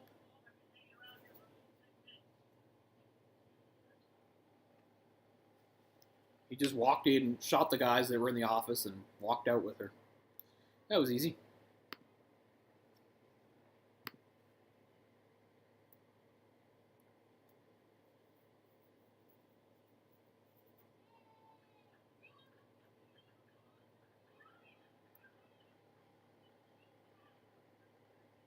Yeah, okay. I guess this, yeah, here's Tony. So here's where we find out that Tony actually is, you know, not a bad guy for who he is and what he does. He does have a certain loyalty to Leon. Because he's having a nice... Because here comes Stansfield and his guys to get some info from him. Not going to go well.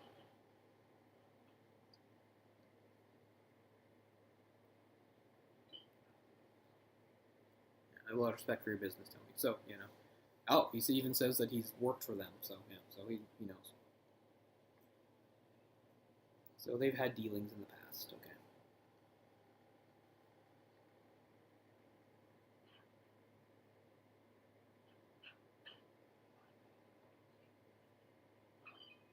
You know, this is part of sort of a wave of crime movies in the 90s that had, like, sort of a style to them. I mean, I don't like Reservoir Dogs, but Reservoir Dogs is probably one of the ones that started it off as 92. Not, you know, Tarantino's all over the place because he didn't direct, but he wrote True Romance, which I think is 93. This is in 94. 95, you have Michael Mann's Heat. By the way, the sequel to Heat just came out the other day, Heat 2. Definitely want to give that a read sometime soon. Sounds interesting. And I mean, there's lesser ones I'm forgetting, but I just think, it was sort of a real hallmark of the 90s, especially went to the mid-90s, of sort of like these crime drama, crime action movies, but they have a sort of a style and flair to them that Luc Besson was certainly part of. It wasn't an American movie, but La Femme Nikita even has some of that. Although that's a little bit different, because I think that's not like spy stuff.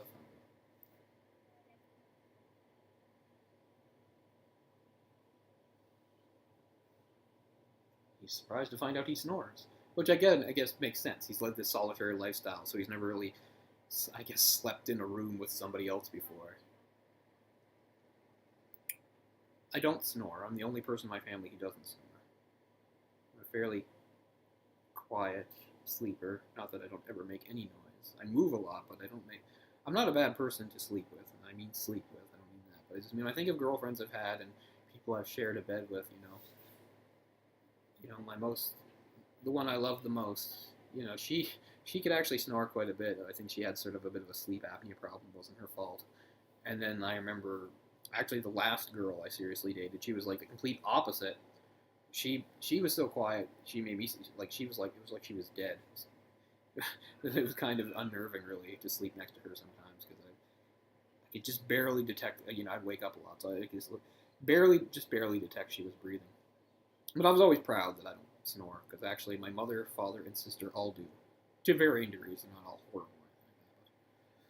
I don't. So it's a weird thing to take pride in, because it's not something you have control over, So, but I don't know. I'm just glad that I don't. Okay, so I guess it's implied that Tony was tortured, but we don't actually see anything. So here comes the DEA hit squad. They're all decked out for it this time, This is not business. It's not casual. Like when her family was murdered, they're all just wearing whatever. Here we got the team all decked out, kind of in tactical gear and black ski masks and everything. A lot of them too. There's like 6 or 7 of them.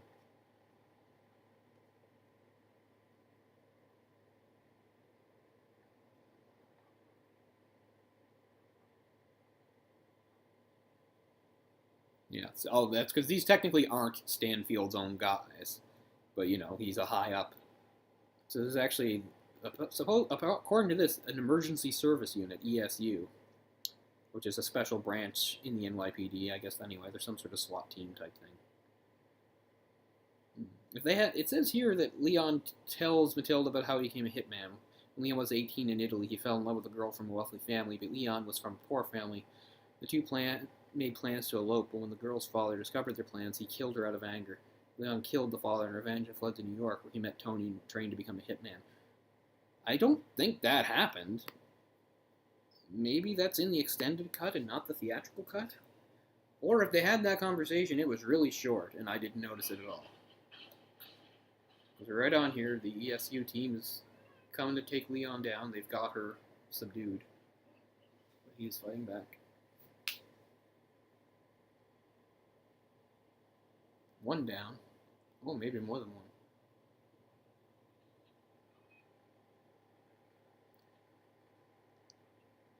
Scenes like this are always interesting in movies, too. A tactical squad sent after, like, one guy. It's always interesting, though. It's really the everyone. Yeah, I remember that. That's a pretty memorable line, the way he delivers that everyone thing. So, yeah, now he's getting all the cops involved. Which, I mean, in a way, he's not wrong. Because Leon really is very dangerous. But I was going to say, one of my favorite scenes of, people taking on, like, a special tactics team is in Captain America, the Winter Soldier, where he and Bucky both fight off, without killing, of course, because they wouldn't do that. What's the name of that unit? They're, like, the best in the business. It's kind of funny. That German unit. I can't remember what they're called. But they're considered like the best when it comes to that kind of thing.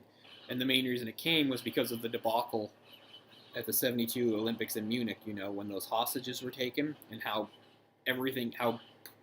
how German law enforcement was just not trained or in any way equipped to deal with that in the rescue. They tried to rescue the hostages, and there was a lot of casualties, and things went wrong. At one point, they'd set up snipers who were actually in line with each other, so they could. Yeah, the whole thing, it motivated them to form like a highly trained tactical division, and I don't remember what they're called. It's like a few letters and numbers, as all those things are. But they would go on to become sort of the best in the world, and other countries would sort of like follow their lead and example. Anyway, that's the team that comes after Bucky and Cap, and of course, well, it's fantasy, and that's Bucky and Cap, so they can't contain them. But that's a really cool scene. This is a little different because it's more realistic. Leon's good, but he's just a guy with some guns. He's got one of their guys, so he's bargaining that they let Matilda go.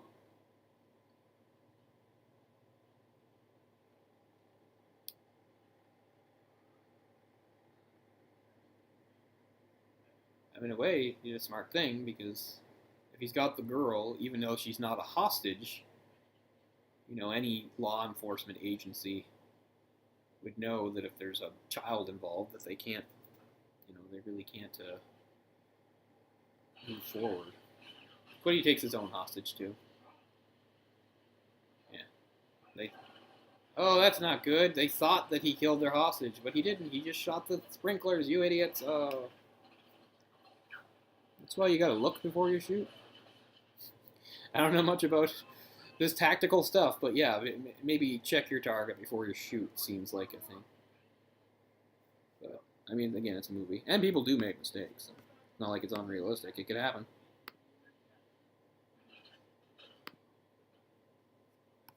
Blah, blah, blah.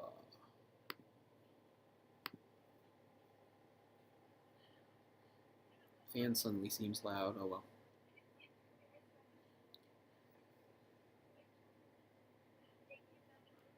Yeah, you poked the bear, honey. Thought you could go after Stansfield and there wouldn't be a response. I'm glad that I forget so much of this, because I don't know what's going to happen next, so it makes it more exciting. I mean, I know nobody's going to come in and blow Matilda's head off. I don't think it's a stretch for those who haven't seen the movie that Matilda lives through this movie, but still. It's just weird to me that Roger Ebert would object to this. I mean, it's a movie. I mean, the whole, like, kids in peril thing. I mean, kids can be in... Most movies that have kids in peril, the whole point is the kids survive anyway. It's a very rare movie that actually kills the kids. Now, I get it. A kid has already been killed, and it is pretty bad. Her 4-year-old brother, a very innocent, helpless victim, very terrible thing. But the movie doesn't go so dark that it kills her, too. But, I mean, yeah, sometimes people get upset with those movies. The movies where you know the kid's going to make it. And there's still people that get upset and think it's, like, wrong to show that. I don't know why. It's funny how, like, a man is the most... And again, this isn't a complaint. I don't care. It's like, oh, men's rights. No, I just mean it's funny. Like, you can show... There are certain things that happen in movies, and if they happen to a child, or even a woman, that can make it very controversial. But there's plenty of movies where the same thing happens to just men. Men are the only, like, thing that you can just sort of do anything to in movies. And I'm counting, like, dogs and animals, too. Because I'm one of those people that's really sensitive to animals being hurt in movies. Even though it's just a movie, they're not really getting hurt, right? Like, I don't like a movie where a dog gets killed or something like that. But if it's just an adult, male or whatever, go to town. Feed them into a wood chipper, blow them up, dangle them off a cliff, torture them, rip their teeth out. All the horrible things you can think of. Just think of a movie where if... Most of it doesn't even happen to a woman or child, but if one of those things did happen to a woman or child, the movie is always labeled like controversial because they had it happen. Meanwhile, like, men are just super disposable. Again, not a complaint, just a comment. I don't care at all. My only complaint is sometimes I do think they make movies too predictable by setting it up so like, oh, for sure, the kid's gonna live, the woman's gonna live, It's not like I get some sick pleasure out of that, but I mean, do I really have to explain myself? I watch action movies, I watch slashers, they're full of death, and it is entertaining. It doesn't mean I really feel good about people dying. I don't think I have to make that. Again, fantasy, reality, things like that. No. Movies are exciting, death is part of it. It doesn't mean it has anything to do with real life. I got one more little drop out of it, it's something.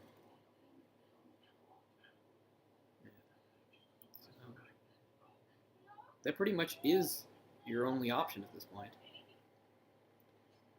What is that he has? Oh, that's pretty cool. Is it like a wine bottle on a gun? I'm confused. Yeah, so he says that I want to have roots. I want to actually have a real life now. So I really do want to live through this. It's not a wine bottle. It's I don't know what it is. Some cool attachment. See, it's like it's not a dumbwaiter. Is it a chimney or is it just? Really, that doesn't seem smart. Tony's been compromised. So he says, "I love you, Matilda," but he obviously means in a fatherly way.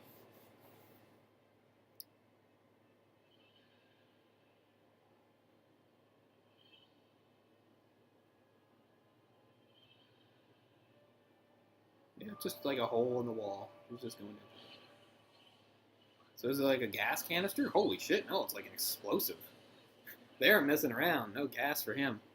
Didn't kill him though, he's still alive.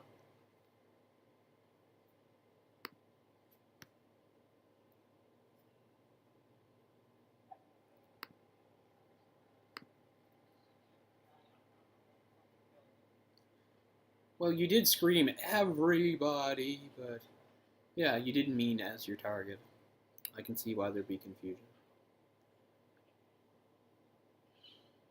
Just take the guy out, not the whole fucking building. Although, it seems like the hallmark of this guy, even if he's not personally involved, is sort of like to overdo it. To do sort of like a scorched earth policy. Oh, he's posing as one of them? I think he's posing as one of them to get himself out of there. Smart. You can do that when you get a gas mask on.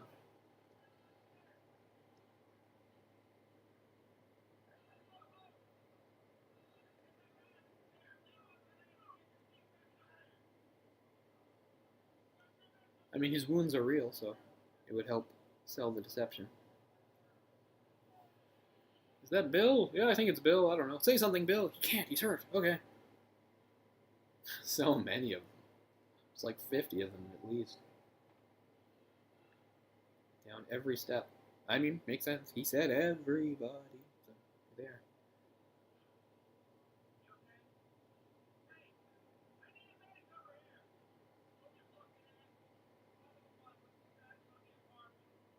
We blew it up. That's your status. Well, he says there's 200 men, so there you go.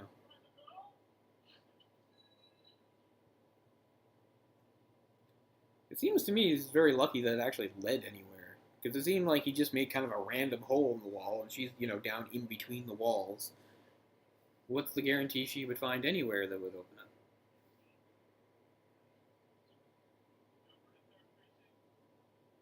Yeah, third precinct. Whatever you just said.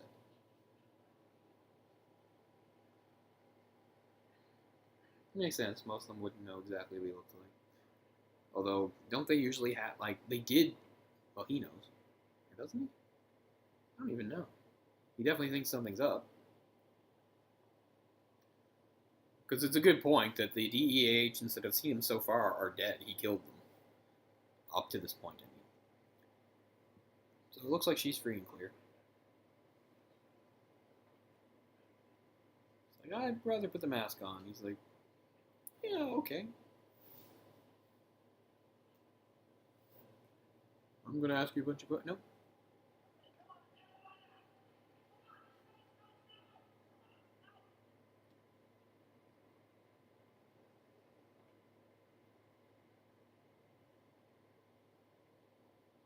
You're really going for it. But the fuzz is everywhere. The heat.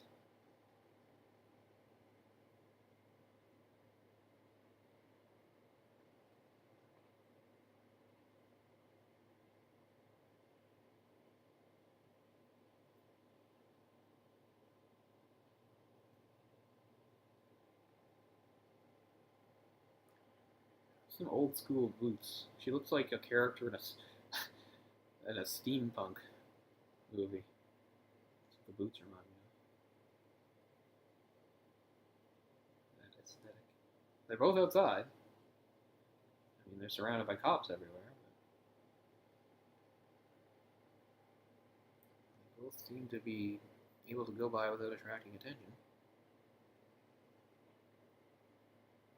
Jean Marino in... He's in the 98 Godzilla, isn't he? Because there's like French people in that movie.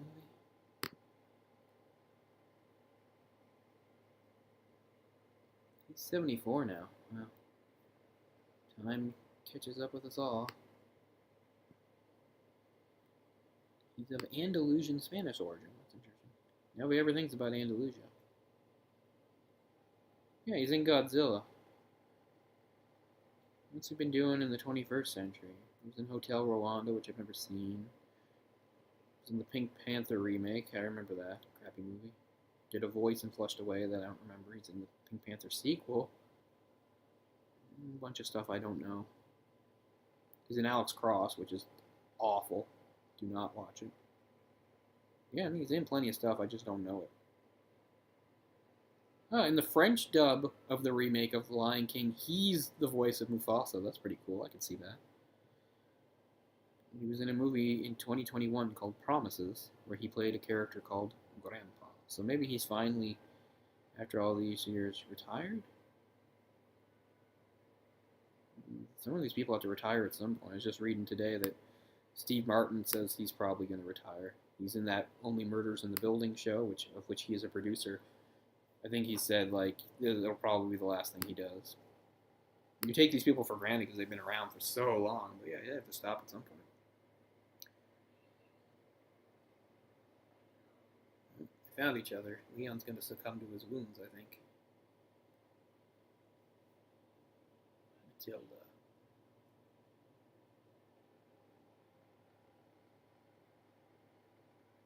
Something small. Oh, the pin. Yeah. Oh, damn. Come on. Shit. Good last words. Shit. Short and to the point. I did, in looking up some of that stuff, miss how Stansfield found him. He goes unnoticed by everyone. Stansfield follows him and shoots him. Okay, so yeah, he might not necessarily have died of his wounds, but he got shot fatally by Leon, and then, yeah, they blow up. Shit.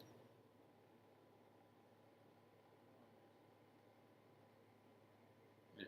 So there's Tony.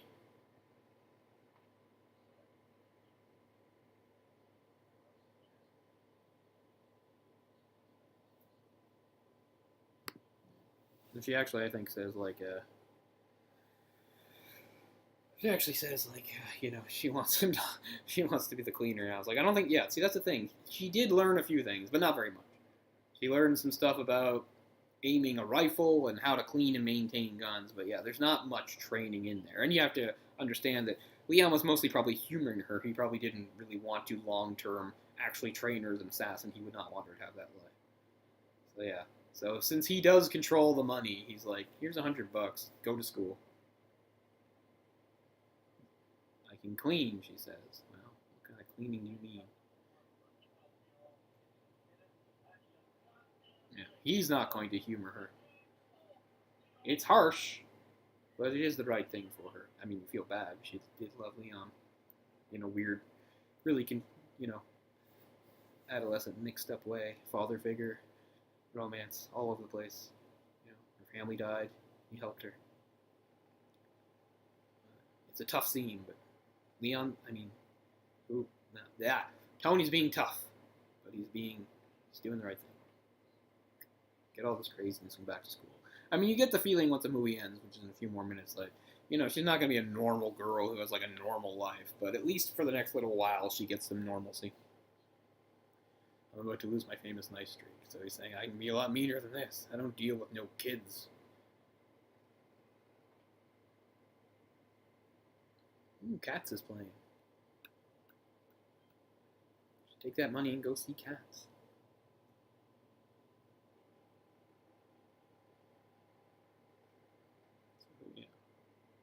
Oh, cool. Is that a funicular? Is that what you call that? She does go to the crappy, mean, like, so it's actually a pretty nice school her parents were sending her to, although it was mostly because they didn't want to deal with her. The Spencer School. Well, the thing about Steve Martin is, like, he's had white hair since 1973, so, you know, it's, we're just so used to that.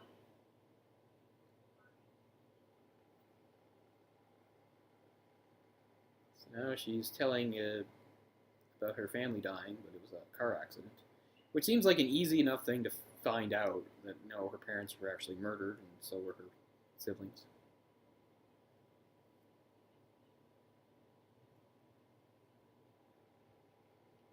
So she doesn't actually kill anyone herself in the movie, I don't think. For some reason I thought she might, like, kill at least one guy, but she doesn't kill anybody. And maybe that's important, you know, it's like she's lost so much of her innocence, but at least she hasn't become a killer. Although, again, you know, if she had managed to kill Stansfield, would that have been so bad? The guy did have it coming. But I think it probably is an important plot point. Oh, that she said. Yeah, she does say the same. My family got shot down by DEA officers because of a drug problem. And then she tells the truth here. If you don't help me, I'll be dead by tonight. Okay, then. I guess we can overlook your disciplinary issues. Yeah, she got the plant. That's what matters.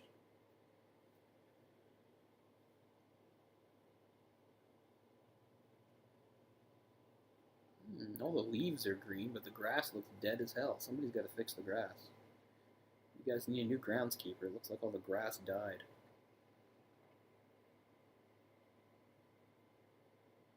Oh, she decides to plant it outside in the dead grass. I don't know, probably better to keep it in the pot. I don't know, whatever. I'm sure this is symbolic of something. I wouldn't feel great about its chances there, really. I mean, it gets to a point where it is too big for the pot. You do have to either repot or plant. I'm overthinking this. She has planted the plant. She says, "We'll be okay, Leon. It's over." Or it's over in another few seconds. So yeah, again, this was mostly a test. I just wanted to try the OBS, see if it's any better. I don't know if it would be or not. Can you do OBS where you, like, other people can come on it? I don't know. I haven't looked into this enough to really, like I said, I kind of jumped into this too quickly. I didn't really fully understand all the options or anything. I was just like, can it run? Can I do a stream? Okay, so there we go. Movie over. Got about 4 minutes of credits that we don't need to let run. But yeah, I like the movie. I mean, I'm happy to see it again. I do agree with myself again. I do think it's a little overrated. Again, I own the movie. Happy to have it. Like the movie. It's a really great first performance. It's a stylish movie. Of course, Gary Oldman is probably the real treat in this. Although you don't want to overlook Natalie Portman, because as a kid performance goes, that's one of the good ones. You know, a lot of them aren't good. That's a good one. It's not like everything Natalie Portman has done in her career is amazing, but she's done some very good stuff, and she's done some good acting through it. And it's not, like I said, with somebody like my dear Jennifer Connelly, who kind of was pretty rough as a kid and had to sort of learn and get better. Like, I feel like she was pretty good right off the hop. I mentioned Heat. Isn't Natalie Portman also in Heat? I think she has a small role. She's somebody's kid in it. I didn't watch it that long ago. You'd think I'd fucking remember. But anyway, yeah. So I do like the movie. I do think it's a little overrated.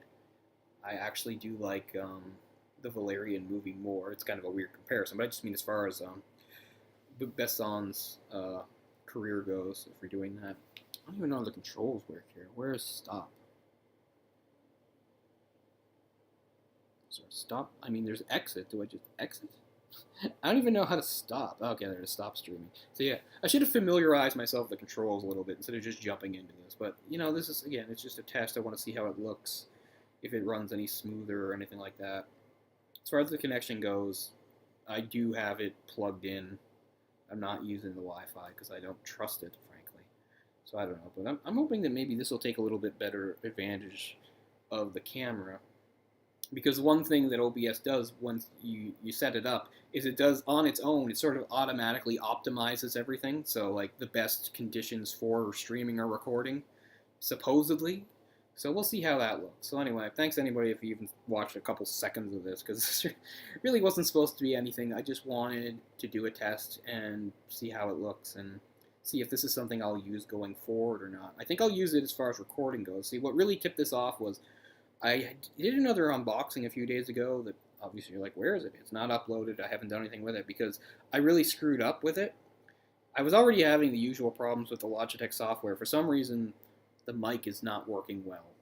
And I don't think there's anything wrong with the mic itself. I think it's something with the software because the sound should be better than it is. But the other thing was I think I tried doing it in 4K, which was a terrible idea because it just screwed up the frame rate completely. Like supposedly I'm supposed to be able to record in 4K, but that was an attempt at it. Anyway, it's all choppy and messed up, and I really got mad about it. And I was looking into things. It's like, do I need to buy some more hardware? Do I have to blah blah blah? And Ryan had talked to me about OBS, and thought I'd give that a shot. So that's really what all this is. I'm just trying out some stuff from a technical side, because quite frankly, I'm tired of doing streams with other people, and theirs being way more clear than mine. I'm tired of looking like amateur night. You know, I've actually poured money and effort into this, so I'm trying to do what I can. So we'll see if OBS works any better. I don't know. Anyway, end of all that crap. You're not interested. That was The Professional, 1994, Luc Besson, Natalie Portman, Jen Reno, Gary Oldman. Yeah, fun movie. It was something fun to do, I guess. I'm glad I got to watch it again because as you heard me babbling through there was a lot that I couldn't remember correctly. So good to see it again after a while. It's a good movie. I don't rate it quite as highly as some people do. It seems to have a really strong reputation. I like it. Dan said like it's a classic. I guess so. I mean, I guess it's a class. I don't know if I can quite get that far. I like it though, so that's something. Definitely like it. Fun movie. So thanks so much anybody that hung out or checked this out in the future or something like that. Because this is really not really a serious one that I put much time or planning or effort into. It was more or less just a test to see if I could figure out OBS and check some stuff out. So anyway, that's that. Thanks a lot, guys. I will see you next time. Hopefully with something a little more interesting and planned, and maybe not alone, because, you know, it's not so interesting. It was just me by myself. So we'll see what can happen. But this, I just wanted to get a test up there. So thanks.